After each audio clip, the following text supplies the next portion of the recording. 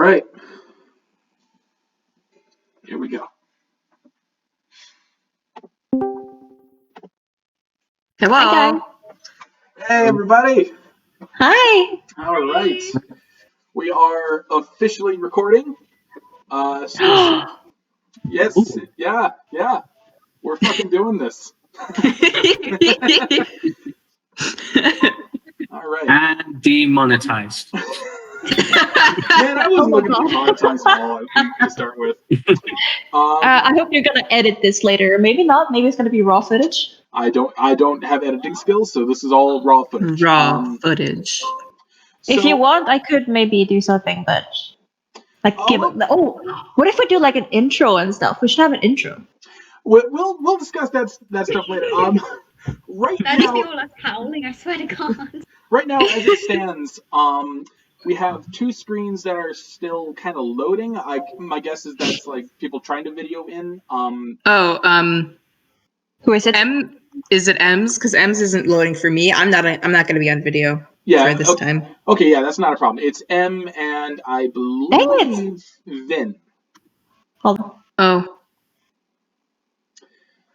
Well, in any case, we Am I in there now? we go. There we go. Oh, good. Hey, there's everybody. Hi. All right. So, Hello.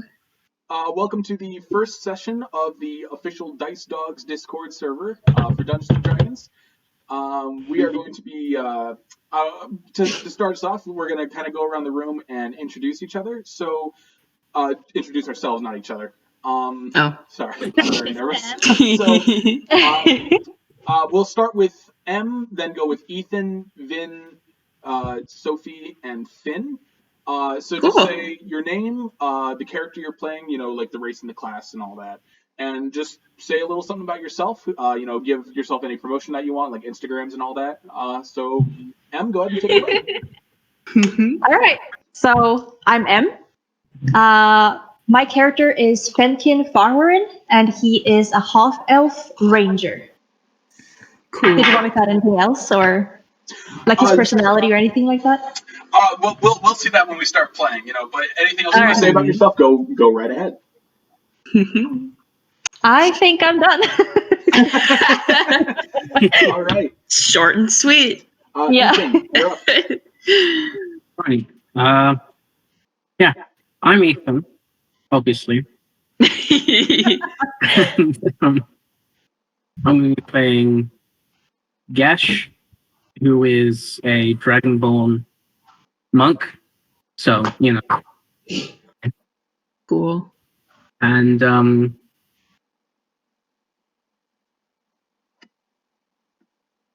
I once danced on the same stage as David Hasselhoff, so that's something. The same time? Whoa, wait a second. You never told me that. David Hasselhoff. Hold on.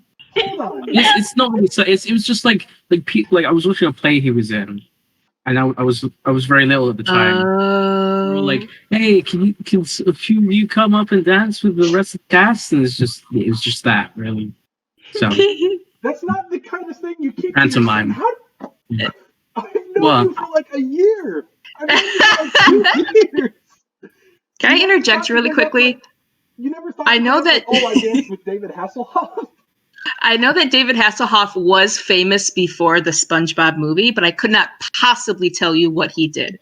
My primary association of David Hasselhoff is and will always be the SpongeBob movie. Cheers. He was in a show where I think there's a thing called the Knight Rider car that some people might know about. That sounds like something. Yeah, it was like it was like an AI car that spoke to him. I don't know what it was about. Yeah. Okay. Cool. We're gonna talk more about that later, Ethan. But you're not gonna go this time. If you want to, I mean that's basically it. Story. All right, Vinn, you're up next. I'm looking down at you because that's where you are on my screen right now, and I think it would be a funny idea. Is he on the ground? Is he on your keyboard? Under the desk.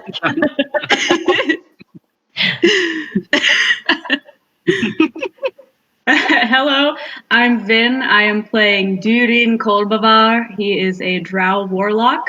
And fun fact about me, I guess, I primarily play Pathfinder. Yeah, you sent me in your notes that I should catch you whenever like you're accidentally trying to use Pathfinder rolls. I will keep an eye out for that. Sophie, coming at us from Britain, along with Ethan. Yeah.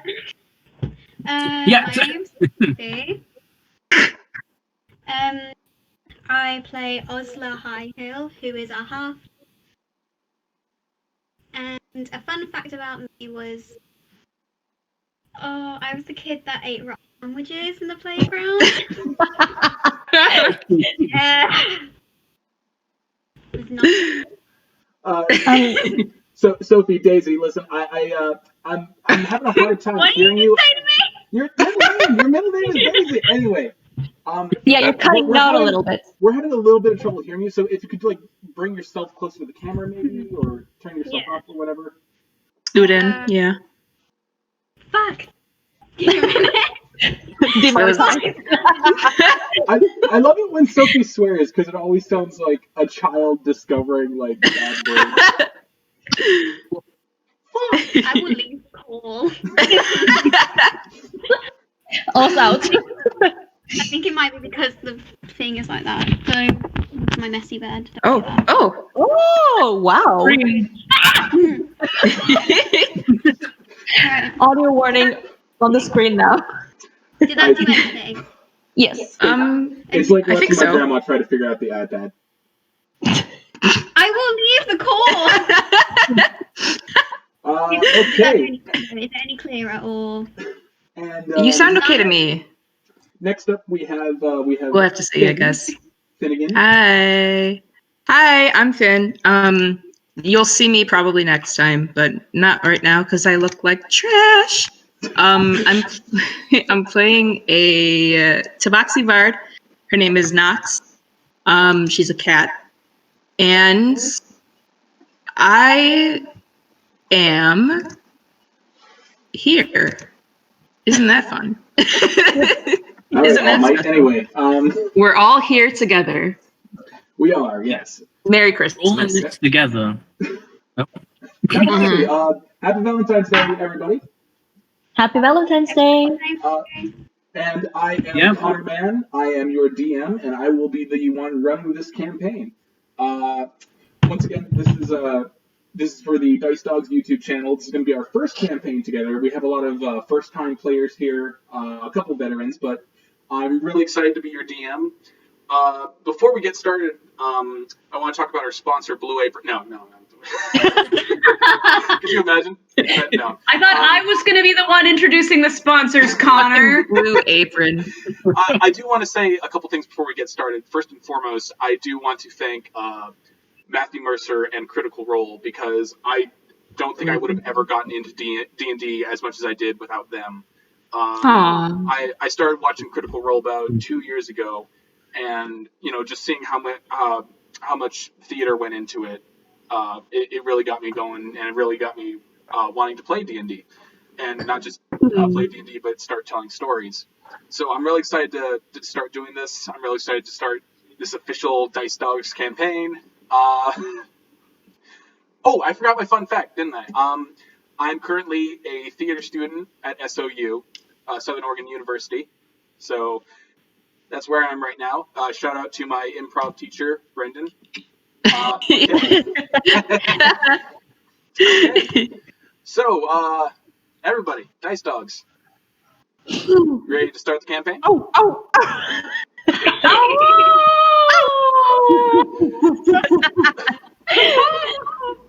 What was that bark, M? I only ever saw chihuahuas. Connor, that we should begin every session with a group howl because we're the top dog. Group howl.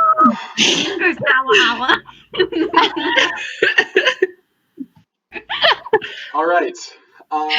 So, for those of you who don't know, our campaign is taking place in Exandria, which is the Critical Role universe created by Matthew Mercer. I actually went out and bought the Explorer's Guide to Wildemont book right here. Ooh. Everybody ooh and ah for me, right, really quick. Very cool. Yes. Even if you don't play D&D, I highly recommend this book because it's just such a fucking interesting read. There's all sorts of great shit in there. Again, this isn't a sponsor. I just fucking love this book. Anyway, all right. And no one to our sponsor. All right, ladies and gentlemen, it's time to get started. I'm gonna. We need to make sure everybody has dice and how we're going to be rolling. I got my dice. If you don't have physical dice, you can just use an online die roller. I trust you guys to. Yeah. So. Does everybody have like something to roll with? Does everybody have something to drink, something to eat if they need it? I got some coffee. All right. Okay. Yeah, Vinn, I have Vinn, water. Don't do that. Don't do that, Vinn. Spit that out. Spit it out. What the fuck? What? What the fucking shit? I'm a magician. What kind of witchcraft? Anyway. I'm a warlock. Damn it. All right. Without any further ado, we are going to begin today's campaign. And I'm going to start us off with a little introductionary read that I've written myself. So, without further ado, Exandria, the world that is, and the world that it once was. A material realm constantly on the knife's edge of calamity, barred from the gods that defend it and eyed by the unfathomable things that lurk in the places beyond comprehension.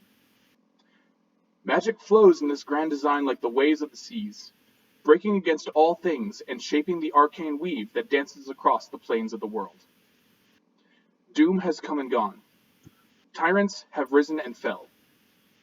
Heroes have been carved from the wheat of mortality and faded into mythic legend, born of tales told in taverns by moonlight, and chiseled into the stone annals of eternal history. Exandria is a world shaped by its magic and by its people. Exandria is a world where beasts thrive in the wilds, defied only by those who would take up arms in the name of their nations, their people, and their creeds. In the shadow of a conflict shortly since ended between the forces of the Bright Queen and the martial might of the Dwendalian Empire, quiet gods and uneasy tensions make the world an unsteady and unpredictable place. Few know what will come next. Few know how long the bonds of peace will hold, if they hold at all. Now more than ever does Exandria call for her heroes yet unsung, their sagas yet to even be written. Let them be written. Let them be sung. Let them be born in morning fire. Heavy shit, right? Can you hear me snapping? No, Right. I'm snapping. Yes. So, let me pop a little cough drop because my throat gets dry very easy. Who was that meaty sip? Who just took a meaty sip of something? that was a meaty sip. That was so juicy. All right. My Okay. microphone is right down here. I'm sorry. Oh, okay. Okie dokie. Anyway, continue. With that, I will now introduce our first setting. Nestled at the base of the Sirios Mountains, within the verdant fields of the Zemni Plains, lies the Empire-controlled town of Pride's Call. Boasting a population of over 1,600 hill dwarves, humans, halflings, and specklings of the other known races of Exandria, Pride's Call is the seat of the Dwendalian Empire's economy, for without its export of grain and wheat, the Empire and its people would surely starve. Thus, it is one of the Empire's most precious resources, celebrated for its beer, its wheat, and the production of the highly prized textile material known as Pride Silk. Truly, there are few places as bountiful as Pride's Call, and fewer still are the people who are more proud of their hometown than those who would call it their stead. Few things are more important to the people of Pride's Call than their massive fields of wheat, from which they reap untold tons of grain each and every day. And for a farming town like this, there are few holidays more important than the Harvest's Close Festival, held every year on the 3rd of Fesheron, marking the end of summer and the beginning of the autumn months, when the rolling green hills of the Zemni Fields turn a glowing, sunlit orange. And as the festivities draw ever closer, even the hardiest of worker dwarves cannot hide their childlike glee at the revelry to come. After all, harvest close means laughter, song, and drink aplenty, all in celebration of a bountiful harvest season. One such dwarf goes by the name of Floyne Hillshoulder, of Hillshoulder's Brewery fame. Yes, that's his actual name, Em. I see the look on your face. The resident brewmaster of the Tiller's Burrow in the lower hills of Pride's Call, Floyne's name is known well among the people of the town. After all, there are few things a dwarf loves more than a good ale, and it is said that nobody brews a better beer in all the fields than the Hillshoulder clan, save perhaps for those dwelling with the imperial capital, Zudash. And this year, as with every year, the people of Pride's Call are relying on Floyne and his team to prepare the liquid courage for the festival in just a few short days. In anticipation of this, Floyd Hillshoulder. Floyd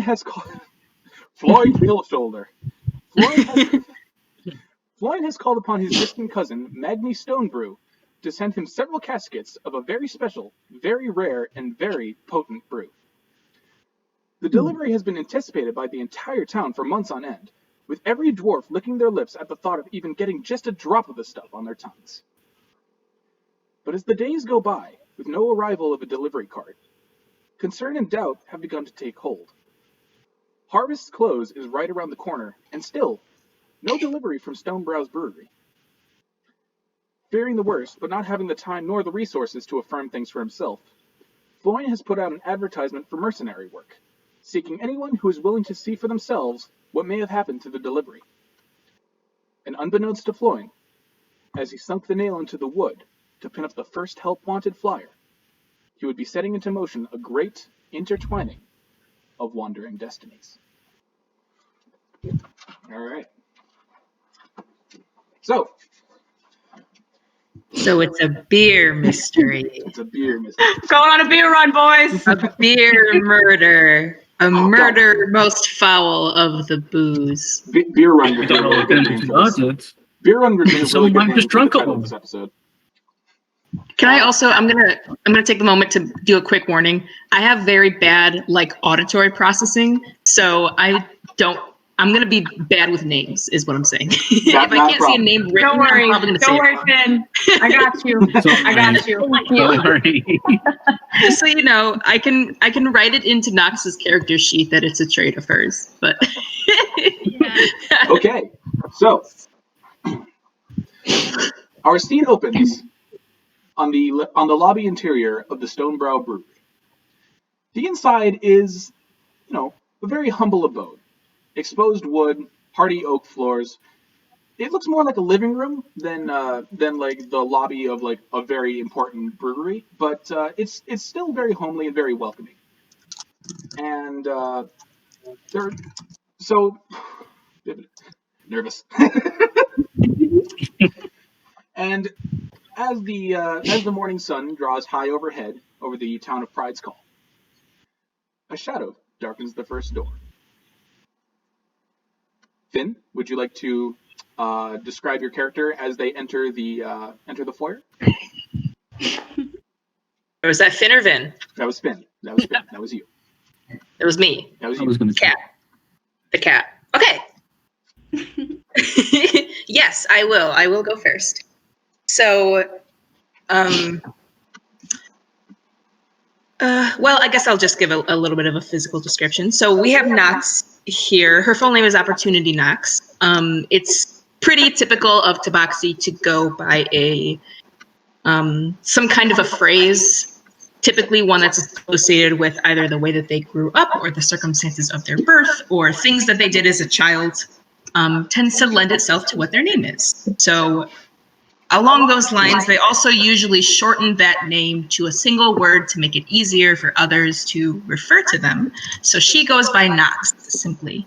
This woman is approaching middle age. She is standing at a hardy, about 6 foot, maybe 3 or 4 inches, give or take. She's a tall woman. As Tabaxi tend to be, she's quite sturdy as well. And she also kind of has the appearance of someone who has, as a credit to her age, lived some interesting tales. She has an eye patch. It's probably her most interesting thing. And she just kind of has the demeanor of somebody who is always looking to see what is going to happen next. Always a little bit interested in everything that's going around. Her ears always kind of on a swivel, listening in on the people surrounding her. And today is certainly no different. She's been hired here after some months of kind of aimless wandering, trying to get some coin together with her stories and her songs and miscellaneous jobs that she can do in the area. This is kind of a more sturdy job that she's taken now. And so she's very excited about this opportunity. Something that is a little bit more substantial than, like hanging out in a tavern one night, hoping that someone will toss you some coin. So Toss a coin into your witcher. Toss that coin. So she's here. If she's the first one to arrive, that is all the better for her. That gives her kind of a good opportunity to decide where she's going to sit so that she's in a prime position to like see what's going on. You know how your cat will jump to the highest like rung of the cat tree? That's what she's going to do, but not literally. All right. So, Vinn, as you open the door to the brewery, the little brass bell, the door knocks against the little brass bell, and you step inside. And you step inside to this very homely looking lobby of the brewery. It almost looks like the interior of someone's house. There's a rug on the ground, and as you enter, you see by the crackling fireplace there is a very old looking dwarf with a kind of like a white crest of hair, very long kind of chin strap beard going down his chest. He's fast asleep on a rocking chair with a book open in his lap. Is there anything that Nox would like to do? I'd like to go look at that book stealthily. I'm curious about what he's reading. Okay, so to be clear, are you sneaking over to the? Are you sure, sneaking? I guess he is asleep, so I should sneak, huh? Yeah. Okay. Go ahead and make a. This is actually a really good opportunity to tell everybody how checks work. So, what Nox is going to do is make something called a stealth check. So they're going to roll a d20 and add their stealth bonus. So go ahead and do that for me. My stealth bonus is a slick 5. And Finn, go ahead and do it with advantage because the dwarf is asleep. And what that means is you roll twice and you can use the highest roll. Okay. I've got an 18. Okay. As my highest roll. All right. It's safe to say you pass. Again, you're sneaking up on an already asleep dwarf. So, as Nox slowly approaches, as this tabaxi slowly approaches the dwarf, there's no move from the dwarf. He's kind of... He is just absolutely slumped. He is snoring louder than you have ever heard in your life. And as you get closer, you're able to kind of like gently lift up the side of the book, and you see it's a book called Tusk Love, and it's kind of a erotic romance novel following the adventures of a wandering noble princess falling in love with an orcish sailor. It's very spicy. It's very spicy. But as you're doing this, there's a kind of a clattering off behind the dwarf, and as you look up, you can see kind of like the counter where visitors would be greeted, and behind that counter there's a doorway that's kind of like it's covered by a drape, and behind that you hear a clattering, and you kind of hear somebody saying like, fuck, shit, hang on, oh god, it's falling, it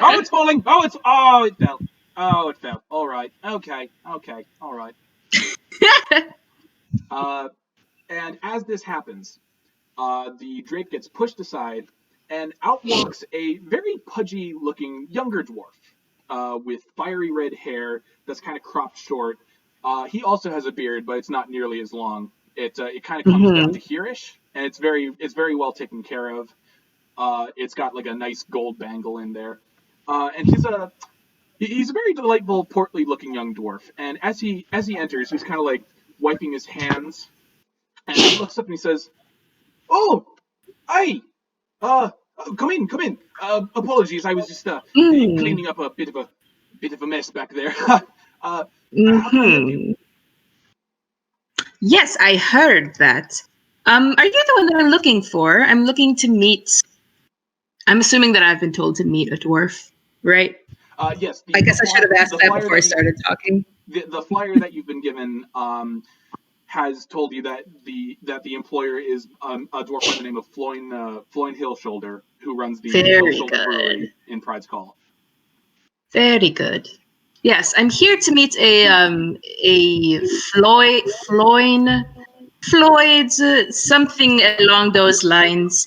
And I'm here to help him recover his his booze. Are you this man, or do you know who this man is? Because I can wait if I must. His eyes kind of light up, and he's like, "Aye, you're looking at him. The name's Floyd Hillshoulder. It's nice to meet you." And he reaches out and he gives your paw like a good shake, and he's got like a really big grip. He's got his dwarven hand is a lot bigger than your own, and it's kind of got all these like calluses. And as he gets a bit closer, you can smell. He doesn't smell bad, but he's got the scent of like baked hops kind of wafting off of him. Yeah. The dwarf scent. Yeah, like he's been brewing beer all day. Yeah, a hint of hops. So he shakes your hand, and then he kind of gestures over to like kind of a seating area that's kind of further away from the fireplace and the sleeping dwarf. And he says, "Go ahead and take a seat. I'm sure the others will be here soon. Snacks. Hang on, I'll go get some snacks. You wait right here." And he dashes back to the okay to behind the drapes. Very well. I'll just go and sit as I've been told. Not really trying to start any trouble before this job has begun, so right. I'll just go take a seat. All right. As you do that, there's another like the sleeping dwarf is still snoring, but there's kind of like a moment of like.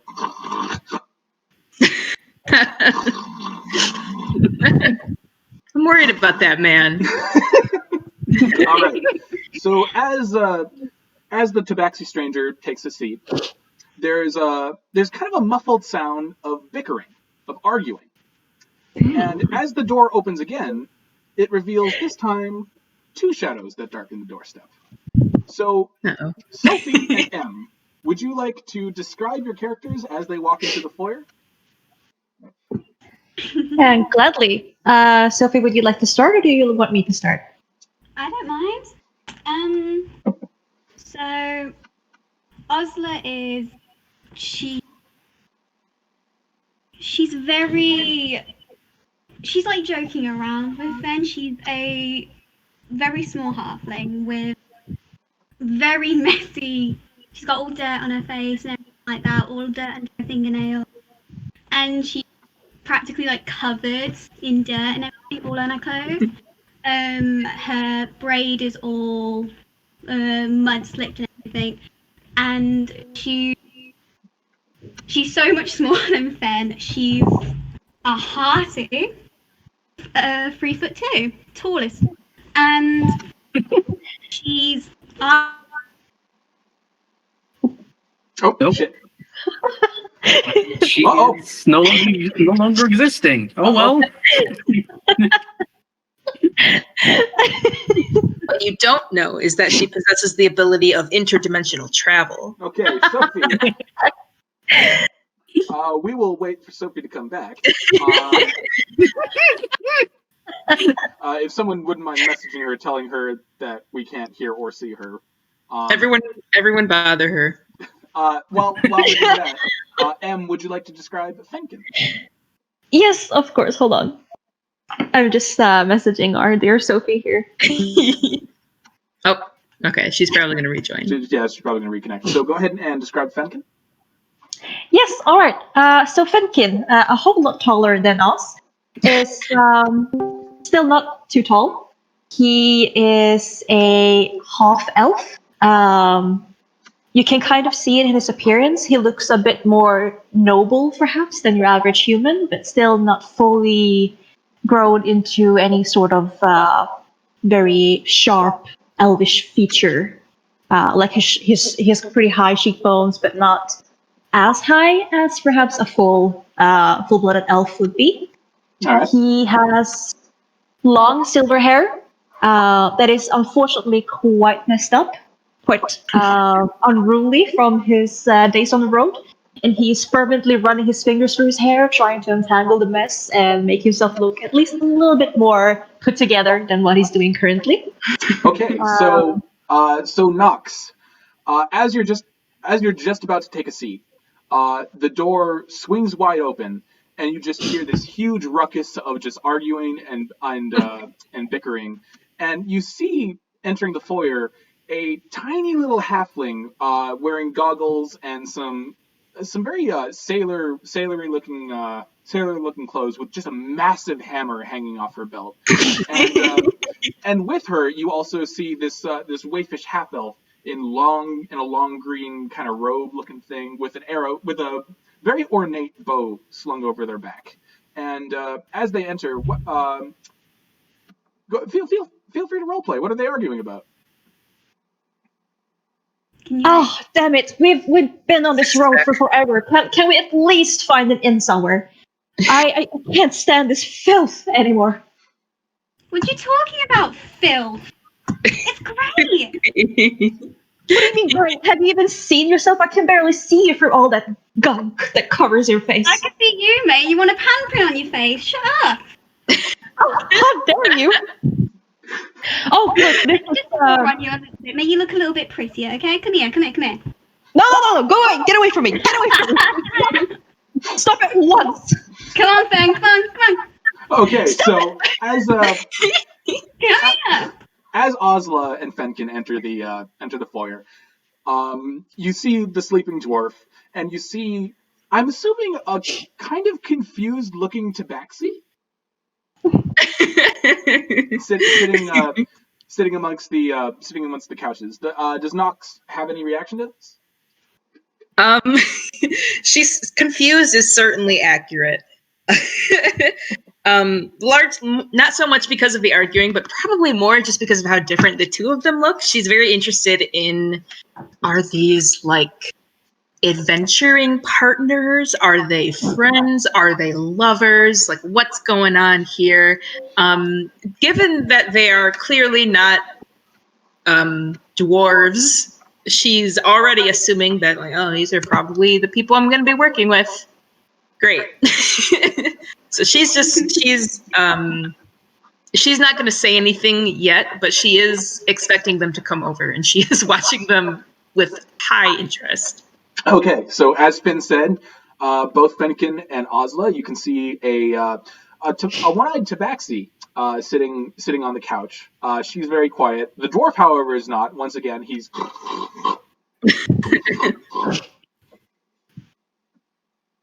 Right, so Fenkin, he kind of looks around a bit with disgust once he finally managed to calm O's down enough to not jump him. He looks around, he sees that it looks a bit dusty almost compared to his usual tastes, and he looks at the dwarf, and then he looks at the tabaxi, and he doesn't seem very keen on getting too close to them. All right. Does Osla do anything specific? She is very interested in the tobacco. She looks over at Nox and she gets big eyes and she's like, no way. And her first reaction is to want to go and pet her, but she knows that she'll probably lose a hand. So she's going to try and nudge Ben a little bit. So, be all subtle. So as you three are kind of like sitting there in this very, not stunned silence, but just kind of like, what do we say to each other now? The drake opens up and out comes Floyne. He's still smiling. He's all rosy cheeked, and he's got like this big tray. There's like a wheel of cheese on it. There's a couple of steins there. There's some slices of bread and all that. It's a very nice looking plate, very very humble looking plate. And he comes out and he's like, "Okay, so and he kind of looks like he looks at Ozla. Oh, hello. And then he looks up at Fenken. Hello to you too. I assume you're both here for the job as well. Mm-hmm. Yes, indeed. Oh, fantastic! And he walks over to like the little coffee table in front of the couch and sets the tray down. And he says, "Well, feel free to have a seat. I know we're expecting about 2 more. I'll be back in just a moment. I think we're going to need some more drinks." And he turns around and makes his way back to the brewery. Noct is immediately making a swipe for that cheese. 100%. Didn't even wait for him to finish talking. As soon as that tray hit the table, she's going for the cheese. All right. Well, there's a little cheese knife that you can use to like slice off a couple bits. She's got claws. So as you taste the cheese, dwarven cheese is very sharp and it's got a lot of flavor to it. And it's a very tough cheese as well. It's not unpleasant. It's a very unusual style of cheese, but it's pretty good. If you've ever had like a really sharp cheddar, that's kind of like close to what we're talking about. Ooh. Love it. Before we introduce the next character, do you guys say anything to each other? Ugh. This is a just kind of rolled his eyes. Fenton rolled his eyes at her. What? Like, bring some beer! And then just like sits down as on the edge of the seat and just like watches the cat, just like. Well, luckily enough for Ozla, there is already some beer there. They're kind of Thank like God. smaller like guest steins, I guess. But it's still a good swig, and it's very good beer too. It's a simple light ale, but you've never really tasted anything like this. This is like a really high quality brew. Mm. She sort of like knocks it back in the shot. She does cough a little. Not savoring it. Her with this stuff. Fenton is like, manners. Shut up. Nox is going through a facial expression journey, experiencing this very sharp cheese. But she's very determined. She looks like she's like, oh gosh, this is so sharp. But she's still gonna eat it. She's not gonna give up. And as she's kind of gnawing on it with her ears back, like trying to get, some good bites of this cheese, she's looking at the other two and she kind of nods at them and gives them a little like, good afternoon. And then goes back to her cheese because that's really what she's focusing on right now. But you can tell by her ears, she's still very alert. She's listening. Hiya! Hello. And hops at them. Interesting. You are a very interesting pair. You two already know each other. Unfortunately. Unfortunately. Yes. So my name is Nox, and the two of you are... I'm Ozla, the better half, and this is Ben. My name is not really any of your business now, is it? Thank you. Oh, thank you. How kind of you. You have to... Ben, it's Whatever. Cat. Don't ruin this. Don't make the cat mad. She's gonna clap his arm sullenly. Yeah. She's very amused by the both of them. You can tell that she's not necessarily off-put by Fen, more interested in his attitude. Don't mind him, he's always like that. So what are you doing here? Like, what are you doing? I see. Well, I suppose I'm probably here for the same reason that you are here. That I was told that there was a great opportunity to go looking for some missing beer, I suppose. Yes, I can tell you are very excited about the beer. Ben's excited, aren't you, mate? So that means we're gonna have to split the reward? I suppose so. Assuming that we all make it out alive. Well, won't count on that. Okay, so on that note, the brass bell rings again, and the door begins to open. And a figure holding a staff starts to walk in, and Uh-oh. and once again, a very unique-looking figure. Gesh, would you like to describe yourself as you enter the foyer? Yeah.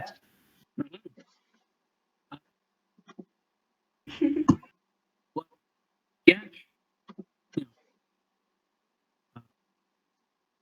Is just a blue dragonborn. It's about 7 foot. Jeez. Big guy. Yeah. But he's wearing robes over some common clothes. So there's not really much to see of him, apart from like the face. There's just where there's the bit that's just poking out and where the is. All right. Of course, that's what the staff that he's got. He's basically tapping along wherever he walks. Like, yeah. All right. Big boy. So as Gesh, as you enter the foyer, you kind of have to duck down a little bit because these are door frames very much like made for not 7 foot tall dragonborn, but as you do, you kind of like wander in, kind of like Gandalf in that first scene of Lord of the Rings, where he's just like, and Osla, Fenken, and Nox, you all see this just hulking blue dragonborn with very blue reflective scales in these long ornate robes. And so what does everybody do? Goodness. That is a big one. You can definitely tell he's a dragon as he walks in. You can definitely tell he's a dragonborn as he walks in. Yeah, he's got a little snout, right? He's got a little dragon snout. Indeed, yes. Lizard snout. Yeah. Oz sort of like sits back a little and she sort of shies away from the edge of the seat, like she curls further into Fen wherever he is. And she kind of like tries not to. She's like holding herself back from saying anything weird, and she's just trying to drink a drink. Yes. Fenkin kind of notices her scurry closer and gives this strange figure a slow look over, up and down.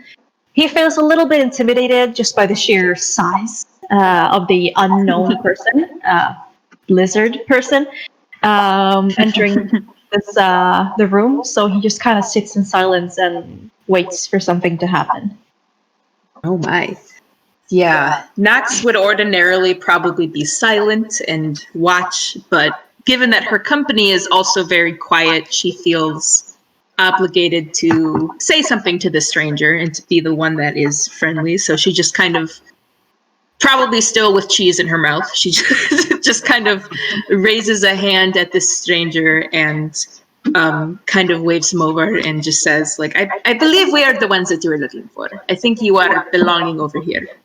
Just kind of assuming right away, like, this is another one. This is another one of us. So she'll wave him over. Gesh doesn't actually respond.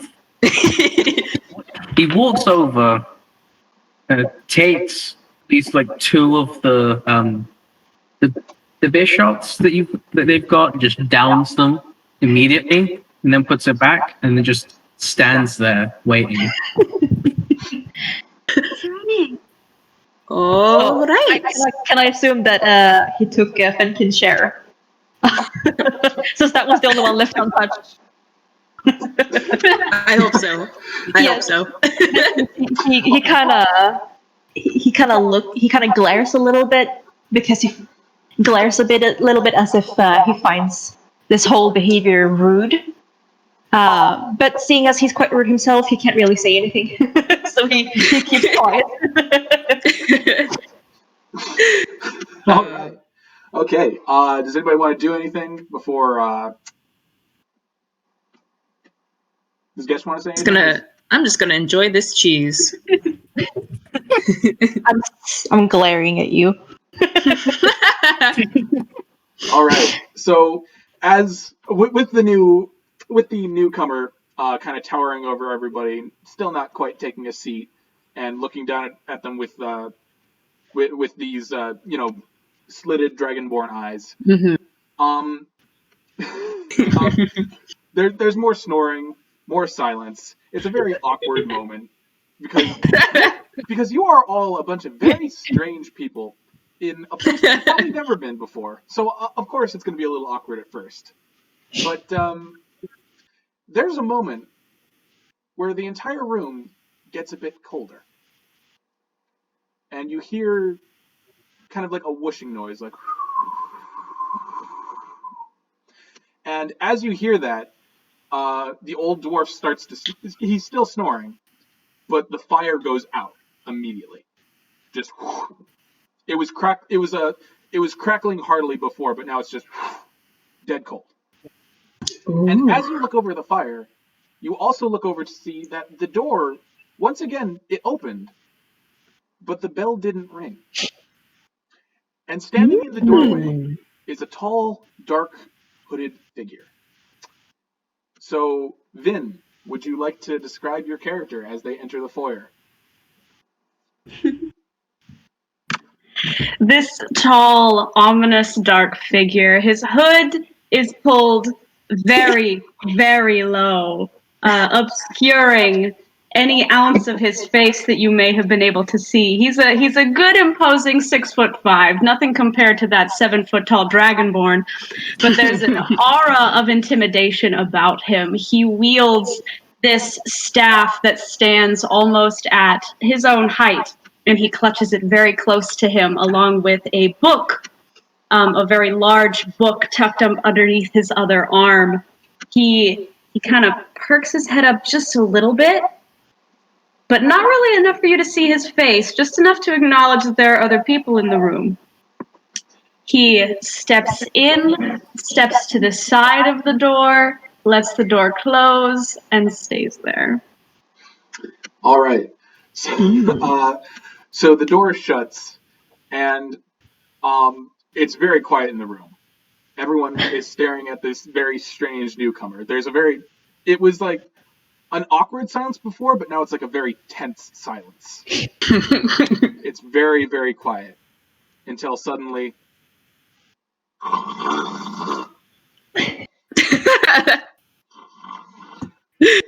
fight!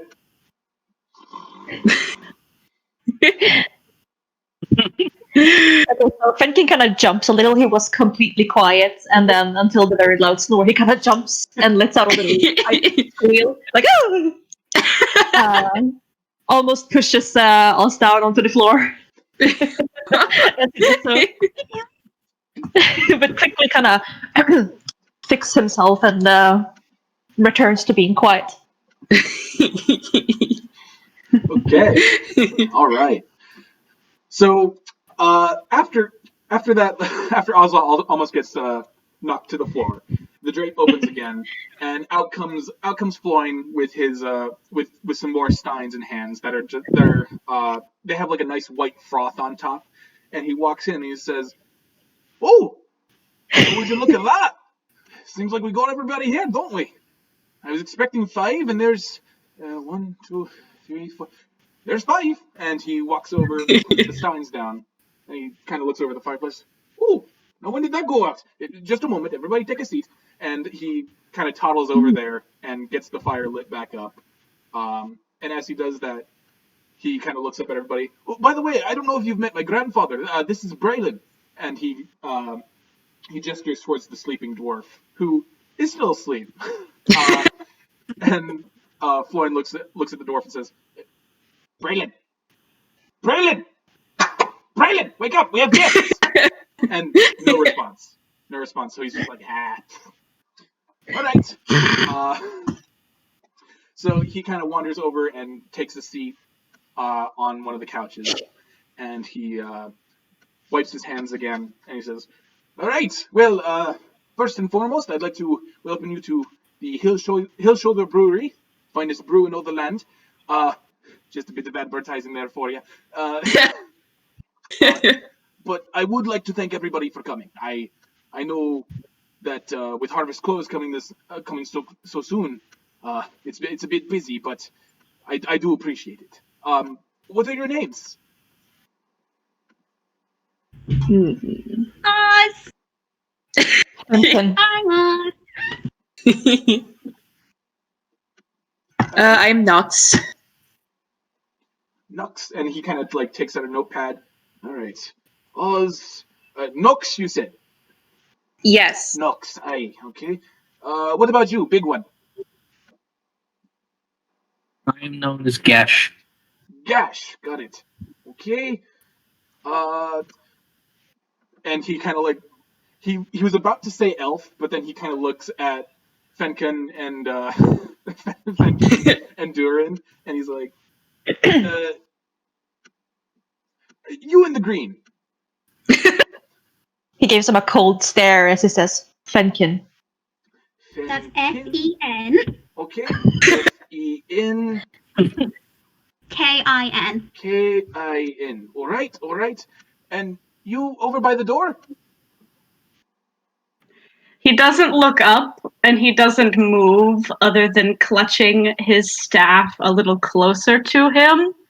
There's a long beat of silence and he just says, Kolbavar. Right. Anyway, Kolbavar. And he puts his notepad away. All right. So, again, thank you all for coming.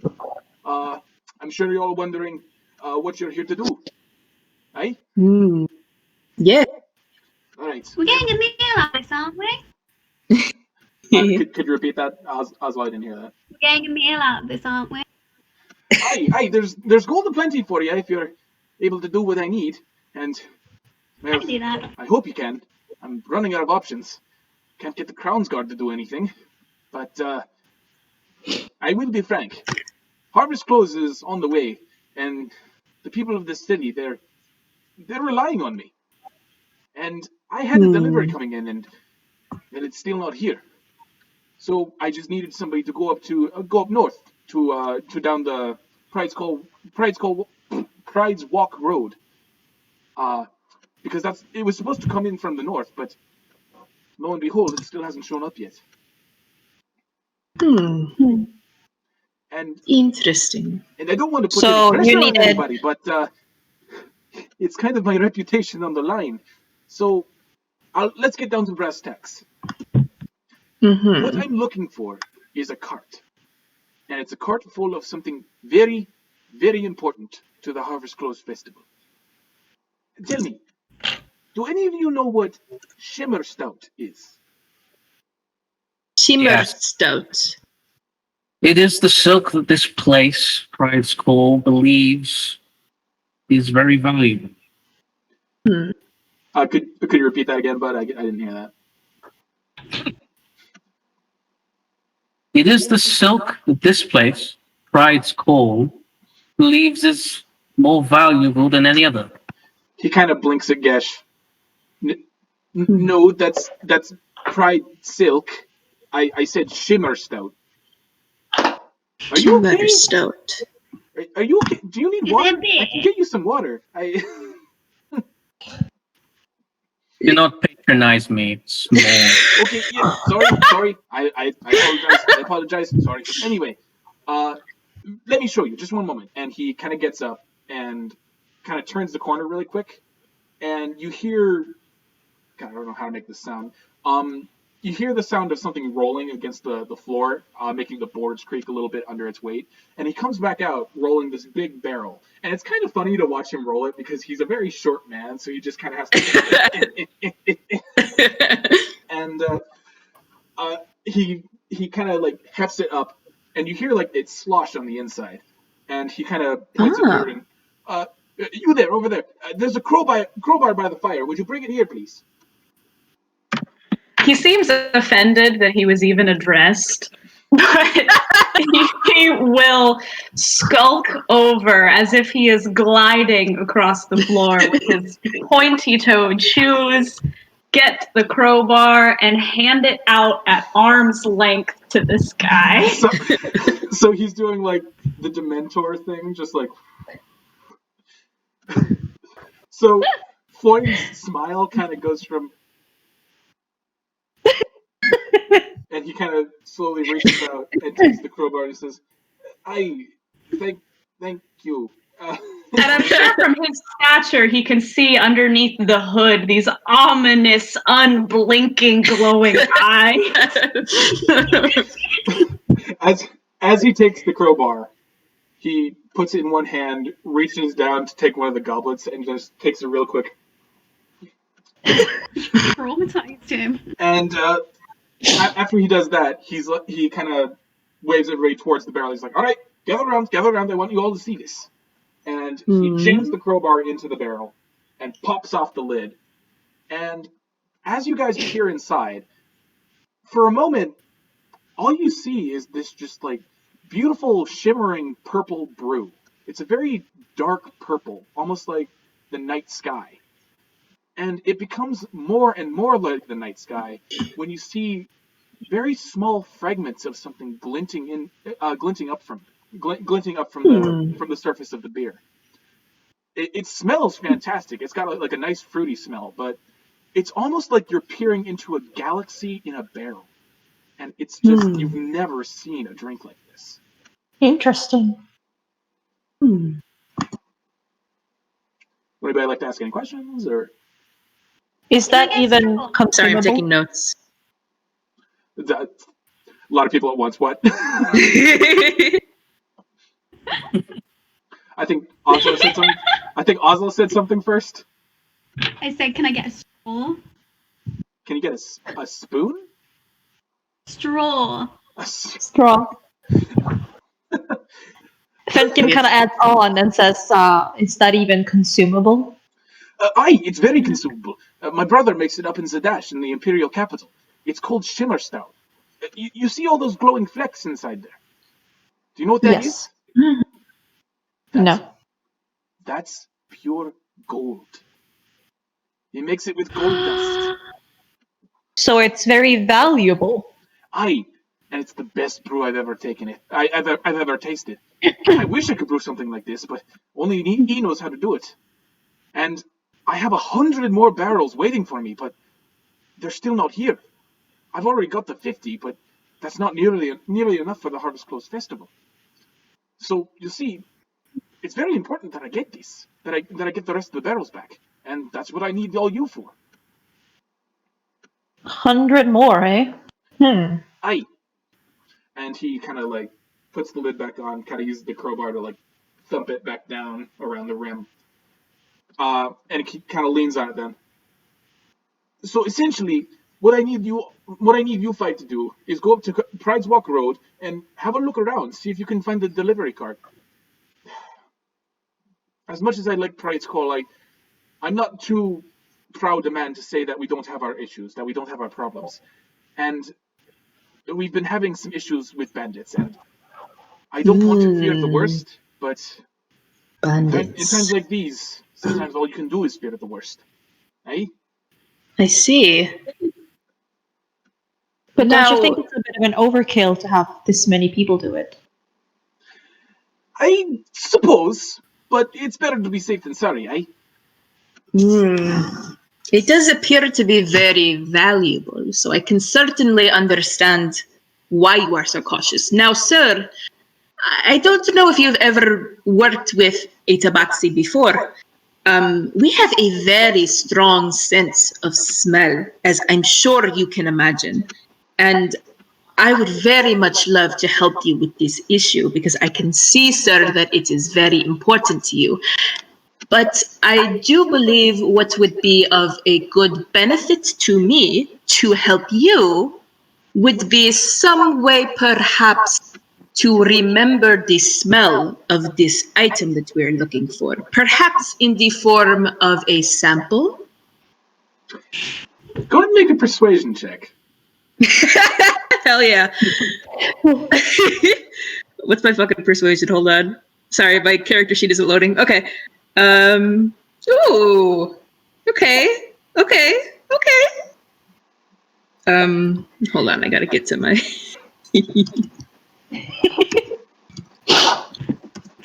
20 fucking 4. All right. So Give me this booze. Flynn kind of like rubs his beard a bit, and he's like, "Hey, all right, that makes sense. You haven't met many cat folk, but if you think it'll help," and he kind of pops the top again, and he reaches out to take like an empty goblet, and he dips it inside. And as he does, you guys watch as like kind of like the cloudier bits of the liquid kind of swirl around, making it look even more like kind of like cosmic dust. And he lifts it out, and he hands it over to Nox.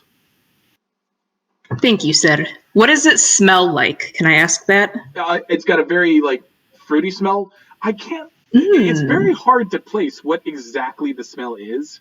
All you know is that it's got a very like sugary, sweet, rich smell. Very nice. Yes, Nox will take a couple of seconds to smell it. She's very clearly like, it's probably 90% for show to to create the illusion that she's actually memorizing the scent, but she's definitely like smelling it. She's kind of trying to figure out exactly what it smells like. Maybe she's just curious about what's in it. And then after a couple of seconds of smelling it, she'll take a little sip. Okay, so as you drink it, as you take just the tiniest sip, the smallest droplet graces your tongue, and it explodes with flavor. There's 100 different notes in there. There's grape, there's hops, there's all sorts of things. It's probably the most flavorful beer you've ever tasted. And at the very back of the taste, in the back of your mouth, you can feel the burn start to build up a bit. And it's got almost, and at the very back, there's almost like kind of like a cinnamon taste. Oh, that's very good. It's very, very good. As she takes it, she kind of takes a second to seem a little bit stunned, and her tail like flares out, like puffs up like a scared cat. And she's like, "Oh my goodness, this is, oh my!" And she's like at a loss for words because it's just so much stronger than even she was thinking after smelling it. Floyd is really proudly like nodding his head, like, "Good shit, eh?" He's like, "Oh yeah, this will put some chest on your chest." Oh goodness. She's kind of having that reaction. Excuse me? Some chest on your chest. She's having that reaction that someone who isn't like used to alcohol has when they drink something that's too strong, where they're just kind of like screwing up their whole face and like that's kind of what she's doing a little bit, just because it's a lot, especially when you have a keen sense of smell. It's a lot to experience. But after a couple of seconds, she kind of recovers and she's like, "Oh, well, this is certainly a very memorable scent. Oh, goodness. Thank you, sir. I'm sure that this will help very much." Oh. He smiles and nods and takes the goblet back and gently pours it back into the barrel. And he's like, "Hey, so now you see, this isn't just your everyday brew. You know, we like to bust this out for only the best festivals and holidays." Yes, I can certainly see why. Well, make no mistake, sir. I am fully dedicated to this cause now. I will certainly be doing my very best to help you find this missing brew. Oh my gosh. Well, I need more cheese. Well, I do appreciate that. And if you are able to ascertain what happened to the delivery, even if you can't bring anything back, there's 50 gold in it for all of you. 50 gold. Each? Each. Hi. I'm very motivated to find out what happened. I see. Fenken kind of glances over at us, just to get a hum of her opinion. Before that, I'm sorry to cut you off. Your DM needs to make a BM, so I will be back in. I will be back in just a second. Oh God. Oh, that's very good. I hope while this is going on, I'm trying to like just take notes. My notes are very stupid so far. Yeah, I'm just Finn, can I just tell you that your impersonation of Nox is incredible, and you have me really along for this ride. Thanks. I'm glad you like my cat accent. It's so good. It's perfect. I'm sorry for being my very obnoxious boy. Oh no, he's great. I love him so far. He's gonna be so much fun. I think with all the like energetic weirdos that are in this group. I think it's gonna be a lot of fun. Every group needs one downer. Yeah. One party pooper. You need one grumpy boy. You need one like inconceivable shadow, and you need one lizard, and we have all of it.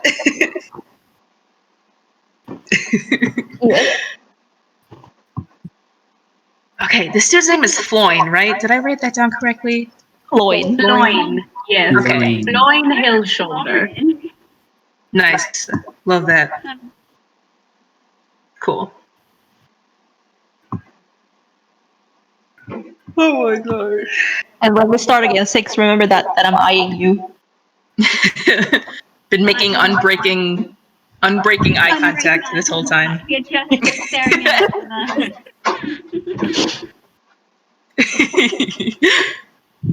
Oh my god. I hope he's gonna cut this out. No, leave it in. Is that bread behind you? Oh no, that's your bread plushie. Connor, no. Hey Connor, did you shave your hair?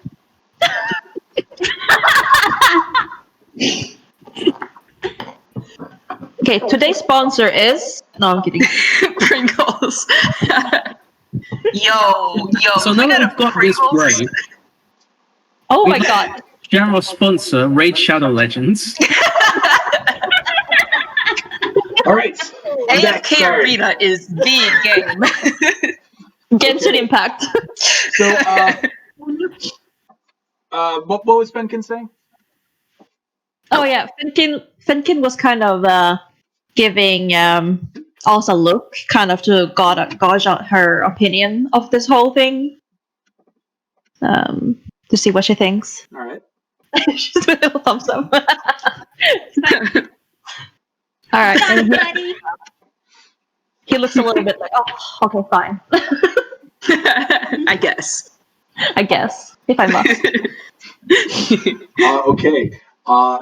So Floyd kind of like looking around the room to kind of gauge everyone's, because he's not really getting answers out of anybody, especially the creepy one in the back. So he's just like, all right, well, I can send you off now if you're all ready, but I do want to point out that don't get yourselves killed over this, I can lose a few barrels, but I don't want to put anyone's soul behind it, Foreshadowing. Besides the bandits that you obviously think probably stole this, is there anything else within those roads that would be dangerous to us? Well, there's plenty of things. There's wild wolves. There's bears of all sizes. I think it was my cousin Froki who told me about some fey creatures that he was seeing a couple of days ago, but I don't know how true that is. He's a bit deep in his bottle, if you know what I mean. Ugh. Even for a dwarf. Ugh. There's plenty of things out in those woods, so do keep on your feet, aye? Mm. Vinn, Yes, Vinn, sir. Vinn, what the fuck are you doing? I'm role playing. He's getting into character. Finn actually kind of looks over at you and thinks maybe he doesn't even have any feet. Alright. So with that, Floyd will kind of lead you guys out of the shop. As he goes, he kind of like tucks his grandpa in a little more before leading you guys outside. And as you leave the building, as you leave the lobby, you step out into the cobblestone roads of Pride's Call. And Pride's Call, for those of you who don't know, it's built very much like the Shire, but instead of like holes in the hills, they're still very much like buildings and things. Pride's Call itself is made up of like 4 kind of like hills, and you have like the Tiller's Burrow, you have the there's 4 different boroughs basically that make up all of Pride's Call. Currently, you are in the Tiller's Borough, which is where the Hillshoulder Brewery resides. And as you walk out, Floyne kind of leads you around towards the alley nearest his shop, and there's people all about. They're mostly like hill dwarves and Crownsguard mostly, but you can see that even amongst the Crownsguard, who are usually very professional agents of the Empire, there's very much a sense of like revelry. There's very much a sense of excitement. You can see dwarves and gnomes alike putting up decorations for harvest close, and these decorations kind of mostly consist of like very long flower ropes, kind of like hanging from building to building. It's very festive looking. It's very nice looking, kind of festival vibe getting set up. And Vinn, you're creeping me the fuck out, man. I see all these smiling faces.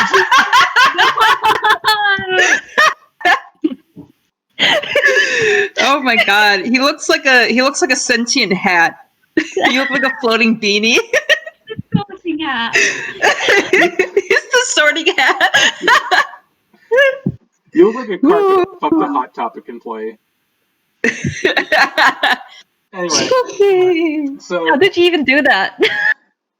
Stop. Anyway, so Floyne kind of leads you around to the alley, and there in the alleyway sits a kind of a wooden delivery cart with 2 horses. And as you approach, the horses, they're kind of milling about, doing their whole thing. And Floyne kind of as horses do. Floyne, yeah, as horses do. Floyne pats the horses and he says, "You can go ahead and use my delivery cart. I can't imagine that you'll be able to walk home with all those barrels, even if you do find them. And oh yes, I was supposed to give you something else. Hang on." And he kind of reaches under his apron, and he produces a bottle, kind of a triangular bottle, and there's a very vibrant, glowing red liquid inside. And he says, I made this morning. I figured you guys could use it if you needed it." And he kind of holds it out for someone to take. I'll take it. So Osla takes it, and what is a very small bottle in the dwarf's hand is kind of like this in Osla's. So I would like you to add into your inventory, Osla, a potion of healing, just one. Okay. All right. Ooh. Ooh. Oh. And like I said, Okay. don't go getting yourselves killed over this, right? No worries, sir. I have not lost a life yet. Do you guys have any questions for Floyne before you guys get going, or?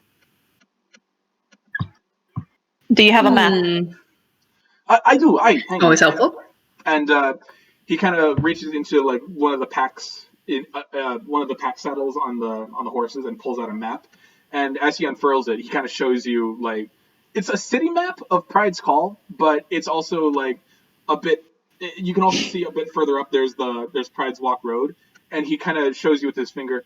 You see, the delivery is supposed to come down into the city, but it still hasn't shown up. So what you'll need to do is go up Pride's Walk Road. And if you walk for about a day, don't find anything, that's fine. Come on back. If you do find something, bring back what you can. I just want answers at this point. Mm-hmm. Understood. Excellent. And he kind of rolls up the map and hands it to you, Fenken. And he steps back and he says, and try not to lose my horses either. They're I kind of grew up with them. Aww. All right, guys, we have 2 horses to take care of. Okay. No, us. So before you guys get going, is there anything you want to do? Well, Nox will probably be.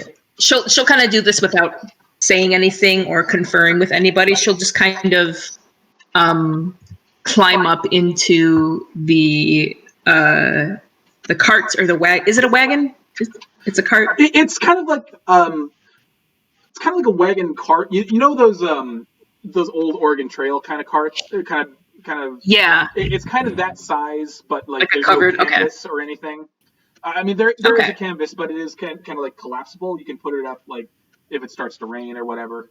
Oh, okay. But it is like it's a really large nice- enough for them to It's a ride really nice inside. cart. Yeah, there's room enough for people to ride in the back and 2 people to ride up front, kind of controlling the horses and all that. Mm-hmm. Yeah. Okay. All right. Yeah. Cool. That's what I was picturing. Right. Yeah. She is going to get up in the front and just kind of take the reins as if she is fully intending to be the one who drives this thing. And she's just going to kind of sit there, get situated, put her bag down, put her bow down, and get ready. All right. What's everybody else doing? Vinn, I can and will kill Intimidating you. the townsfolk. Yeah. Glowering. That's something else I forgot to mention. As you guys are kind of like being loaded into this cart, the people of Pride's Call, as they pass by, they're kind of like stopping and staring because you're a very strange motley crew for a mostly dwarven city. But you know they kind of like tend to their own business and keep going. So I'm just going to go ahead and assume that everybody just kind of loads up into the cart. Is anybody getting up in front with Nox, with the cat lady? Lady. I'll get up with her. I was going to say, Oslo, you know you want to. Okay, so... I know, I want to drive. Okay, so Osla, being the halfling that you are, it's a cart built for quote-unquote normal-sized folk, so you do have a bit of like trouble getting up, but eventually Nox like does kind of like reach a paw down to help you up and kind of hauls you up. And Nox, you're actually a little surprised by like the weight behind this otherwise like small-looking halfling. You think maybe it's because she's very dense. You think maybe it's because because of the hammer and the shield that she's got strapped to her belt, but you don't know for sure. And with that, with Nox taking the reins and Osla by her side, and Fenken, Gesh, and Dhuur'in in the back, you guys set off out of town and up north towards the Pride's Call Road. And with that, do you guys want to take a quick break to get some water, or do you want to keep going? I'm good, personally. All right. But... Okay. Yeah, I've got a drink. Keep going. Okay. Vinn is committed. I'm always pushed to talk for D&D, okay? It's polite. All right. Okay. So, once again, it's still kind of like not super early in the morning, around 10, 11 o'clock as you guys are making your way up to Pride's Walk Road. And as you go, the horse, it's slow going at first because the horses, you know, they're kind of looking back at you because you're not their usual driver. But eventually they get into the, we're losing Sophie. We're losing Sophie. Oh no, she's muted. She might just be, I don't know. We'll just wait. I have to note, the horses probably don't like Dhuur'in very much. I don't think they like Gesh either. Quite heavy load. Probably not. Okay. Wow. Okay. You're just gonna go against the lizard man. I see how it is. Also, a comment is that Fenken is probably huddled into a corner because Gesh probably takes up a lot of space. He doesn't look close to anyone else. This giant lizard. All right. Oh yeah, Dhuur'in is He's like on one side and clutching everyone his else on the other item, side. fetal position. So as this new strange adventuring party is being carted up the road, the horses still a bit wary as they kind of like look back. The cart kind of clatters and shakes a bit as the smooth cobblestone of the inner city gives way to the dirt roads of the Zemni Fields. And for those of you who don't know, the Zemni Fields are these like very long, very verdant grasslands. Again, very very much akin to the Shire of Lord of the Rings, if anyone has seen that movie. And as you kind of like keep going for about 10, 15 minutes, the fields eventually kind of start to give way to more coniferous trees. It's not exactly a forest. It's not nearly thick enough to be considered a forest, but there's a good smattering of trees about. So I was going to go ahead and use this opportunity for a bit of role play. If anybody wanted to introduce each other during this nice little cart ride. If anyone wants to have a nice little chat. Yeah. I will say that as they're going, Nox is generally pretty quiet. She is very experienced with driving wagons, which is why she hopped up to do this. And so she's just kind of focusing on that. She will probably, after a couple of minutes, start talking to Asla since she's up there with her. Maybe probably starting by, like asking her, like, so do you have any, have you ever been on a wagon? Do you have experience? Because, you hopped up to be up here with me. And then just kind of chatting with her. Okay. That's what she's up to. All right. Can you ask that in character? Oh, you want me to do that in character? Oh, yeah, sure. I can do that. Asla, is that your name? Little one? Me. I'm very curious. You came up here so quickly. Have you ridden on a wagon like this before? Nope. No, never before. I can tell by the way that you are dressed that you perhaps come from more nautical bearings. Is that correct? Figured it out. Well, that, and you also smell very salty. Yes, that. I take a shower. Fen said to take a shower. I should have taken a shower. That's very interesting. You see, I have always been on a caravan, but I have never had the opportunity to be on a boat before. It must be very different. Yeah. Do you miss it? You sound very wistful. I do. It was part of who it was. I don't like being on land. It's not. It's too trapping. I like this. I see. Not as free. I don't understand. Sorry, I didn't catch that. You cut out. What?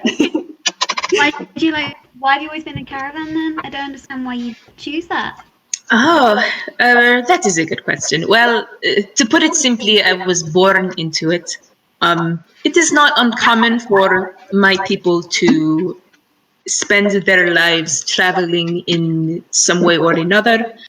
My father was a caravan guard, and so I was born into that. And, oh, hold on, my headphones came out. 1 second. Sorry, technical difficulties. Okay, anyway. So that is simply what I was born doing, and I have always been interested in travel, perhaps much like yourself. Oh, so you've gone loads of places? I suppose you can say that. And you have probably gone many places as well, though perhaps more out on the seas. Oh yeah, we went around the Slovene Isles a lot when I was a kid. My favourite. Me and Fen, the really angry elf that's in the back. Skinny one. Yes. Yeah. He doesn't like mud a lot. I don't know why. But we just came back from the Menadra Coast, and God, the Menadra Coast is bloody ugly. But yeah, it was a fun trip though. It was a fun trip. Now I have to ask. I am so curious about this skinny elf that you are with. He is your friend? He's Uh-huh. Sort of. Little bit. Okay. It Okay. just seems so. Yeah. She just kind of hums. He seems very not as social as yourself. That's because I'm the better half. I always tell him, but he never listens to me. I see. Nox. As soon Nox, as soon as you hear better half, you start to think maybe they're married, but like you don't want to ask, so you kind of like tuck that away for later. Just gonna make note of that and carry on. So, meanwhile, back at the ranch or in the back of the cart, we have Fenken accosted by a giant dragonborn and probably the creepiest motherfucker that they've ever seen. Fenken in the middle of them. Poor guy. He Loki listens into the conversation that's happening in the front, and thinks it's kind of almost funny how the two only talkative people end up together. Meanwhile, the three very funny people end up in the back. And he feels kind of sorry for himself. He likes quietness, but he isn't sure if this is the better alternative, to be completely honest, as he shrinks further into his little corner, holding around himself. Okay, glancing very warily at the other two. So, as you glance from Gesh to Dhuur'in, every time you look at Dhuur'in, like you think you almost hear a whisper, but like you're not super sure. Is it the One Ring? Are you carrying the One Ring? I knew it. I saw it. It's my book. Oh. Does Gesh want to say What? Sorry, what, Connor? Ethan, can you hear me? Yes. Yeah, I can hear you. Okay, I was asking if Gesh wanted to say anything. Oh. Well, I mean, I didn't hear that, but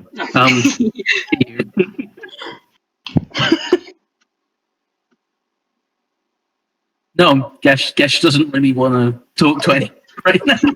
So it's there being his lizard self. He's just sitting there. So it's just total silence. Yeah. It's just total silence in the back of the cart. Yeah. Thinks to himself, how could Oz leave him there like that? There's like these two outgoing people on the front of the cart. They're shooting the shit, and meanwhile, the back of the cart is just like. Yes. Dhuur'in is like clutching his book to his chest, kind of stroking it, like, don't talk to me, don't even look at me. Can I ask a question of Vinn? On a scale of 1 to the Necronomicon, how terrible is this book, appearance-wise? Is it made of flesh? It's not made of flesh. Okay. It does appear to be black leather bound and very lovingly built. The pages are very worn, tattered, very rifled through. It's a thick book. Like it's a pretty big sized. Yeah, it's got like a latch on it. Yeah. And the latch it appears to be very well made to keep this book shut. Yeah. And he's just like holding it very close to him, like it's the most important thing he's ever owned in his life. Got a thick ass on this book. I'd like to add in that Fen takes a long look at the way Dhuur'in kind of caresses the book, and he decides to scoot just a little bit closer to the big lizard man and decide that that's a better option in this situation. Yeah. All right, so obviously you guys aren't opening it up too much. You just met each other. This might be the only job you do with one another. Finn. Yes. We have Nox with the reins, right? Mm-hmm. Can you give me a quick animal handling check? Animal handling, yes, yeah. I can. 1 second. Gonna roll a d20. Plus 5. 17. Okay, just a second. All right. Okay. So, because of your experience with caravans in the past, you're pretty good at getting these horses to trust you. You know, every time you kind of look back, every time they kind of like give you that kind of horse look back, you're able to like connect with them on a different level. So eventually, they actually warm up to you really well, and they start to like even faster, and they start to go on a lot faster. So the trip is taking a shorter amount of time. Eventually, to the point where, in the distance, both you and Osla see a shape, and I would like you both to make a perception check. Okay, what dice do I roll? Okay, so how a check works, Sophie, is you take a d20, which is a 20-sided dice, and you just give that a roll, and then you add whatever skill that I asked you to add. So in this case, it would be perception. Oh. So it's always D20 for checks? Yes. It's always d20 for, unless I tell you otherwise, yeah. Okay, I got 21. Oh, I got 12, so I'm riding with one eye closed. Okay. Apparently. So, going in a ditch. So, the both of you, as you kind of like peer forward in the road, you see something blocking the road, and you can see the remains of a totally burned out cart. It's a bit similar to the one you're driving, but but obviously it's just been totally destroyed. The wood has been blackened by fire, and there's scraps of wood and metal just completely surrounding it. It's absolute devastation. There's even arrows kind of sticking out the side of the hull. It's clear that this thing has been attacked, and as you look even closer, you see what appears to be a human man, kind of like propped up against the front of the rubble, and you can see his eyes are closed. You can see blood kind of pouring down from his head. That's not good. So, what are you guys doing? Are you? It doesn't look right. Are you stopping the cart and like letting everybody know what's going on? Go ahead, Asla. Oh my goodness. What is that? Is that a cart? Oh my goodness. Okay. Oh my goodness. Okay. I think we have to stop and investigate. So this might be what we're looking for. Should we get the others? Yes. All right. I will take care of the horses. Can you warn everybody that we're going to be disembarking? Yep. What? There's shit out here! Let's watch. Oh, God. Wait. I'll go and check. I don't know. He looks like a cart. A cart? Yeah, we're gonna stop. Okay. We're gonna stop. She says. I'll just head on out. Okay, so as Nox brings the cart to a stop, she kind of like pulls back on the reins, and the horses pause.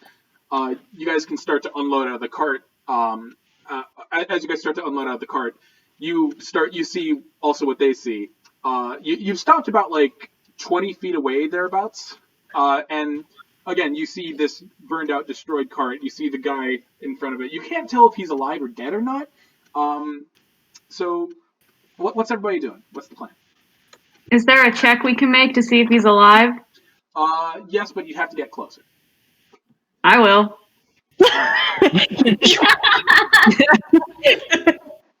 All right. So, what exactly are you doing there, Nox? I'm gonna hop out the cart. I've still got my book. I've got my staff. I kind of like crane my head around weird. And I'm peering out over at the scene, and I just start walking straight up towards it. Okay. All right. So as Dhuur'in approaches, as you watch Dhuur'in kind of like in a ghostly manner glide across the dirt road in a very unnatural manner, as you get closer, Dhuur'in, you kind of see that the man, he doesn't look great. You know, there's like he's bruised everywhere. There's blood, and as you get closer, about like 5 feet away, suddenly his eyes open, and his hand flashes out with a hand crossbow, and he says, "All right, that's far enough, there, lad." All right. Does Dhuur'in freeze? He freezes in his step and then takes like a half step backwards. There we go. All right. Hey, boys, come on out. Boss was right. And as he shouts out, from kind of like the side brush on either side, 3 more bandits kind of pop out wearing leather armor. There's one half-orc, there's one goblin, and there's one gnome. They're all kind of wielding hand crossbows, and they're all pointing at you. And slowly, the guy who was up against the cart kind of gets up, and he wipes the blood away, and he keeps the crossbow trained on Dhuur'in, like, just ain't lucky day for you, is it? Big Brod's gonna be sending somebody down. All right, you know how this works. We want your gold, and we want your weapons. Go and lay them out. An ambush. Can I cast a spell? Are you going to jump into combat immediately? Oh. I support that. By yourself? With everyone else just 20 feet away? Hey, I want to cast Cause Fear. Okay, just a second. Because I'm a bad DM, I don't have that open right now, so let me just get that down. In the meantime, I could kind of say that fenken is sort of frozen in spot. He doesn't make any movements. He just kind of looks around and sort of just spectates what's happening right now. How this is working is like the first bandit has his crossbow trained on Dhuur'in, but the other 3 bandits are kind of making their way towards the cart. You know, and they've got their laser targeted on you guys. We're just still standing just outside the cart with the cart, I'm guessing. Probably, okay. Yeah. So you're going to try to cast Cause Fear. Yes, I want to cast Cause Fear on the guy who woke up in the cart. Make a sleight of hand check. Do what? Make a sleight of hand check with disadvantage, please. Ooh. Our first battle, guys. With disadvantage. With disadvantage, yeah. So meaty. I don't think that means what you think it means. I think it does. And I think I'm also hungry. So I got a 14. Okay.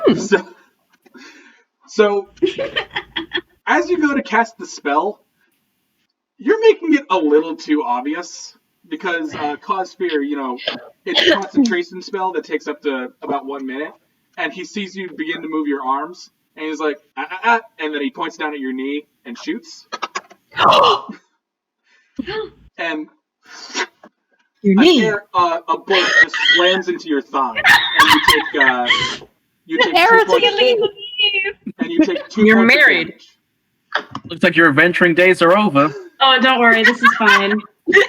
Yeah, you end up taking 2 points of damage.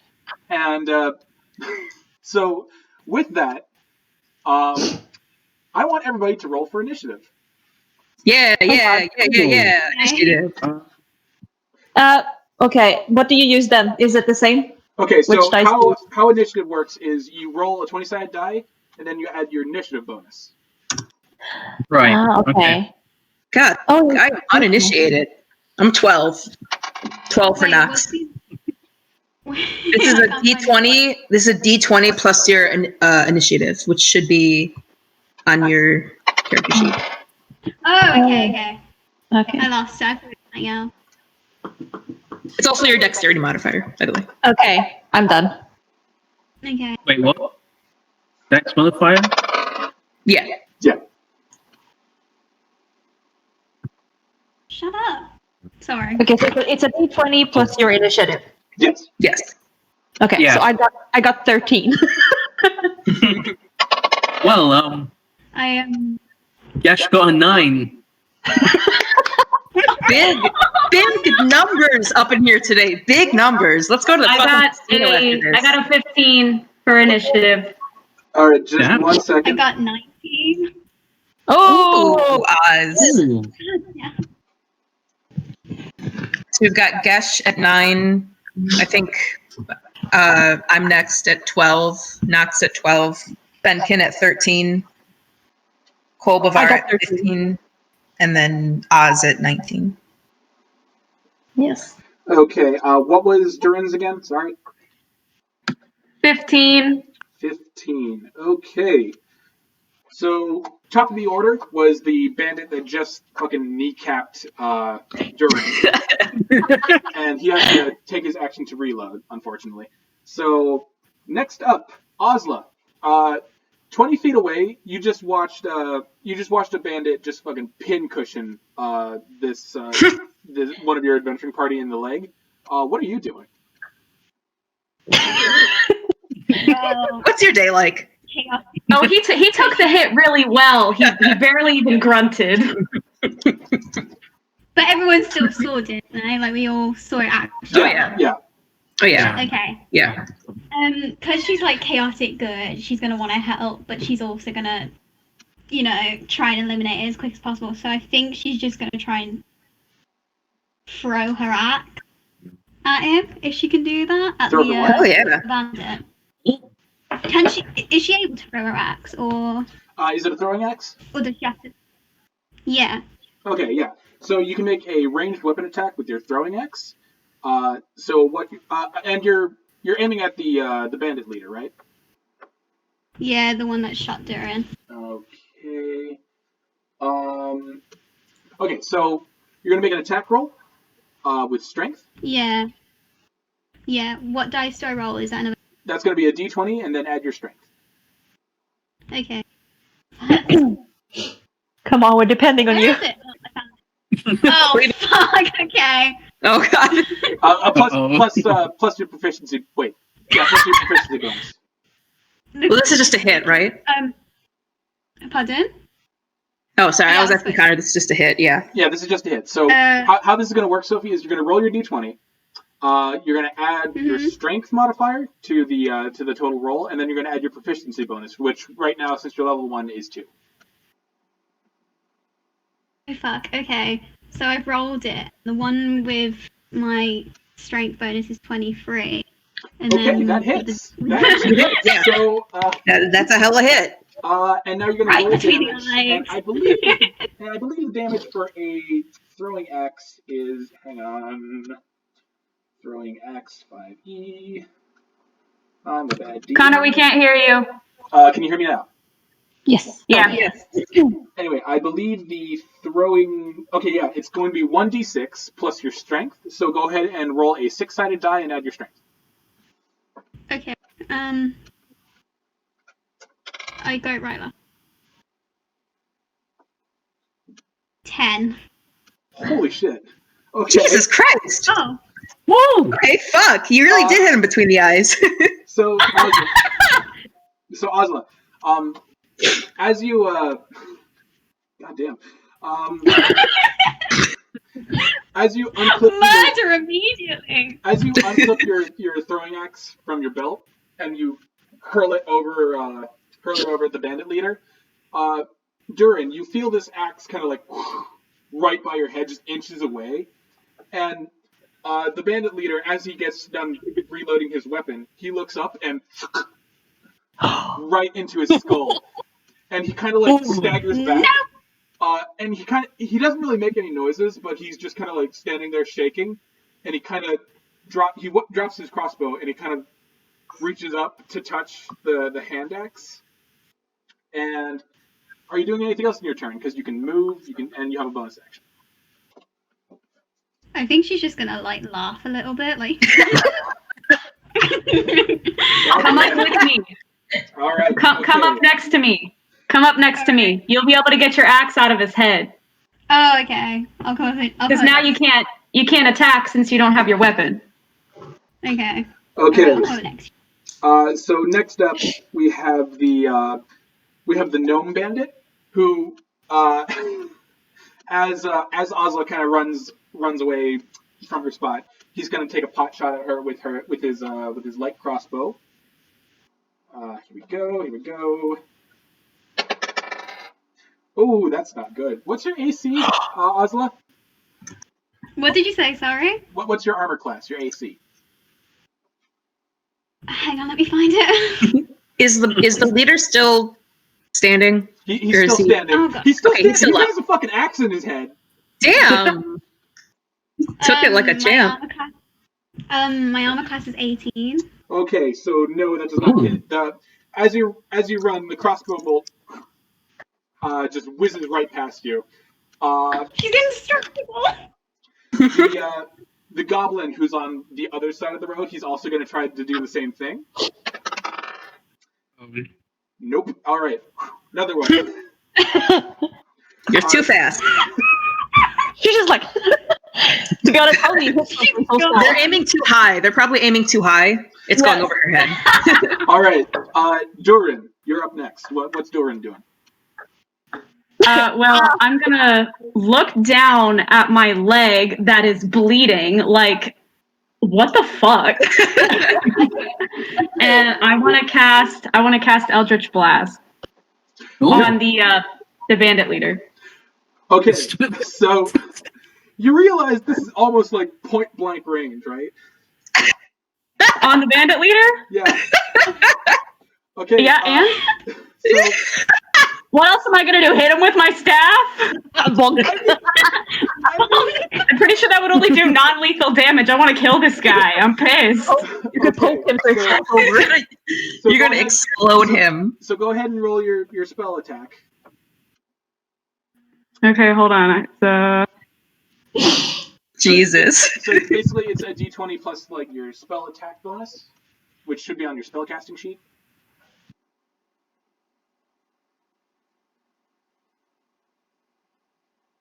Oh fuck, that's a +6.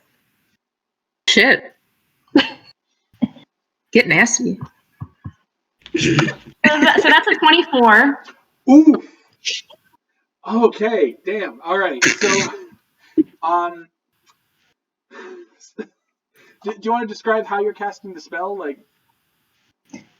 Yes. Before I roll my damage, I raise my arm up and kind of angle my sharp fingers at this guy and speak in this unintelligible language as green and black flames lick down from my shoulder and like whoosh over top of this guy. Okay, so go ahead and roll your damage.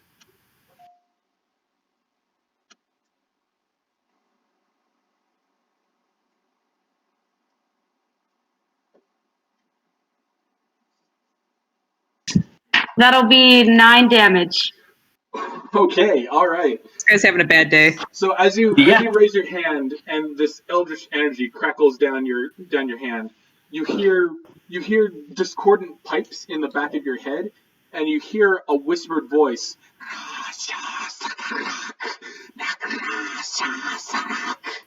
And the spell leaps forth from your palm, and the bandit looks down from the axe just in time. And the eldritch energy slams into his head, and there's a massive arcane explosion. And as the dust settles, before you stands a headless bandit that slowly falls over flat onto the ground. Can I roll to intimidate the rest of the bandits with this? Unfortunately, Oslo, that also destroyed your hand axe. The hand axe actually like clatters to the ground. All you see is like the metal head of the hand axe because the wood has been completely destroyed. New hand axe, mate. Okay, I have to pee really quick. I'll be right back. I apologize. Me too. It's gonna make it PM. Vinn! It's a hand axe. Now you know what you're gonna spend your 50 gold on. The new A app. new hand axe. Hey, does anybody have craft? We could make you a new. Hold on, do I have craft? I have mending, so which isn't gonna create a a handle. But if you find a handle, I can put it together. We have to dig the handle out of the wreckage. Yeah.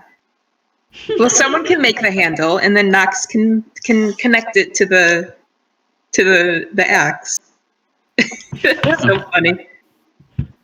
Look, he pissed me off, okay? When Oz like looks at him and like, you owe me a new hand axe, he just kind of like looks down at her with these terrible glowing eyes and says nothing.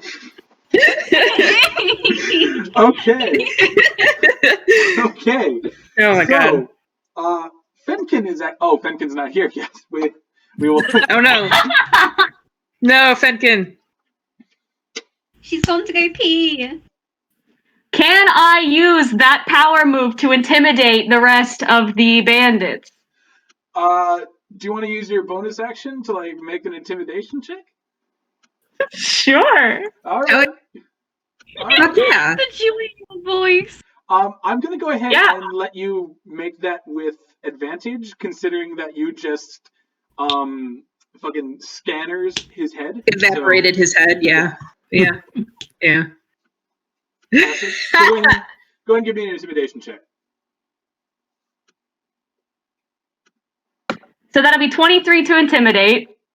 Which are you kind of like turning around to address all the bandits, or?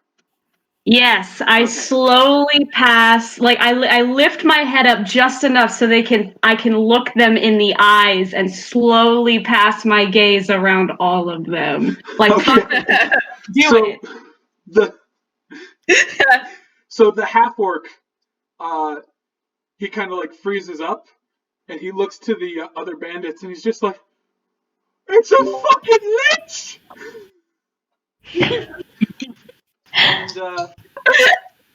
And with that, Fenken, it is your turn. Yay! You just Okay, watched, so you just watched Dhuur'in do something unspeakable to this fucking bandit captain.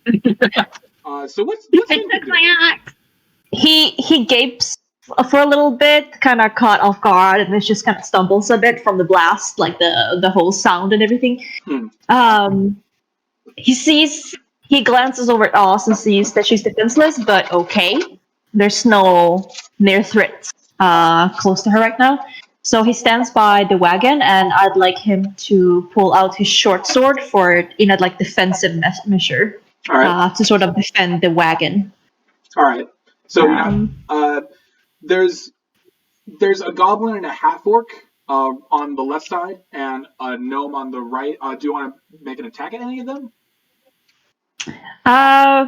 Yes, I suppose I'd attack the one that's closest if you have a preference. That would be the half orc who's just like totally distracted. Okay, well, I will attack the half orc. Okay, and you're attacking with your short sword, you said. Yes, because I feel like he's too close to hit with the bow. Okay. Is staggered a mechanic? Yes, it is. Don't worry. I got this on lockdown. So, are you gonna like kind of jump down off the cart? Yes, I thought I was already off the cart, but yes, I will jump down and I will run towards him with my short sword. You were off the cart. My bad. Yeah. Okay. So, you run over to the half orc. Yes, and I try to stab him. What's your movement? What did you say? What's your movement? Your movement speed. Wait, my. Wait, I can't hear you. What did you say? What's your movement? Oh, my movement speed. Yeah. Where do I see that? Or is that something I make up? That It should be right at the next to, top like, by your AC initiative. stuff. That should be right next to your Yeah. like armor class and initiative. It's probably 30 or 35 or something. Oh, 30. Okay, yeah, so you're definitely making it over there. So go ahead and make your attack roll. So that's your short sword. That's a finesse weapon. So I'm assuming you're going to use your dexterity. So go ahead and make a attack roll and add your dexterity and do your dexterity mode. I can't even talk. Make an attack roll and add your proficiency bonus and your dexterity bonus. Okay, and that's a d20? Yeah. Yep. Who's dexterity? Oh, Jesus, that's high. And then what did you say? Plus dexterity and then... And then plus 2 on top of Proficiency. that. Which is 2. Oh, okay. So 24. That definitely hits. All right. So go ahead and roll damage. Damage for a short sword. I should have that ready. I don't. Short sword. Oh, we got Sophie. Oh, it was Sophie. Okay, that's also 1d6. So roll 1d6 and add your dexterity modifier. Alright. My dexterity again. That's the same. I got a 22. 22. All right. Damage?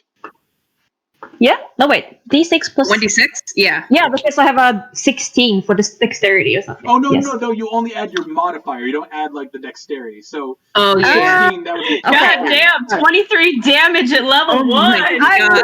I was a little... Yeah, sorry about that. I am very Wait. Okay, so that's a 9. That's 9. All right. Yes. So the half-orc turns around just in time for you to bring your short sword just slashing down across his chest, and he kind of like staggers back like, oh! You said that was 9 damage, right? Yes. Okay. Subtract that. 1 plus 4 quick maths. Okay. So that is your turn, unless you want to do a bonus action. No, I'm fine after that. Okay, cool. I take a step back towards the wagon again. All right. Knocks. Opportunity is knocking because it is your turn. Opportunity to shoot a guy. So she was already kind of very startled probably by everything that just happened because she was like kind of in the zone looking around at this wreckage before the bandits popped out. So she was immediately kind of raising her crossbow and just like, she doesn't like bandits. So she was ready to fucking go and kill some motherfuckers right away. So she's going to take aim at the half-orc that Fenken just attacked with her short bow. Okay, go ahead and roll your attack. Okay. Hold on. Where's my... Okay.